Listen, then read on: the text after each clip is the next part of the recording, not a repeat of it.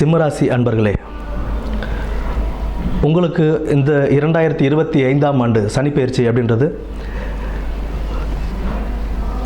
அஷ்டம சனி தொடக்கம். உங்களுக்கு அஷ்டம சனி தொடக்கத்தில் குடும்பத்தில் சிறு சிறு சஞ்சலங்கள், தொழில் வேலை செய்கிற இடத்துல கொஞ்சம் குடைச்சல்கள் இருக்க தான் செய்யும்.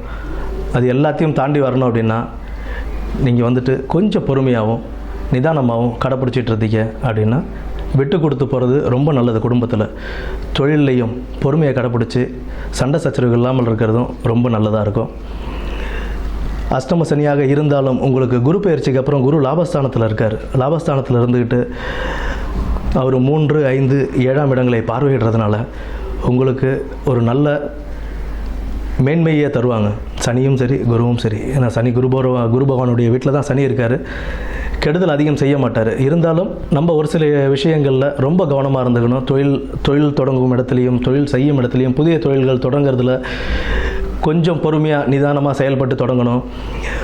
அப்புறம் வந்துட்டு யாருக்காவது ஷூரிட்டி கொடுக்கறது, இந்த மாதிரி விஷயங்களில் நம்ம ரொம்ப யோசித்து செயல்படணும். ஷூரிட்டி கையெழுத்துலாம் இப்போ உள்ள சுச்சுவேஷனுக்கு போட்டக்கூடாது. அண்டு கடன் வாங்குவது திருப்பி செலுத்துகிற மாதிரி இருக்கணும். நம்ம திருப்பி செலுத்துகிற மாதிரி வந்து கடன் வாங்கினா அதனுடைய விஷயம் வேறு. பட் அஷ்டம சனியில் கடன் வாங்குறதுன்றது அது உங்களுக்கு கடனை பெருக்கி விடுமே தவிர அது அடைக்கிறதுக்கு உண்டான வழிகளை ரொம்ப கவனமாக செயல்பட்டு நம்ம செய்ய வேண்டிய சுச்சுவேஷனில் கொண்டு வந்து விட்டுடும்.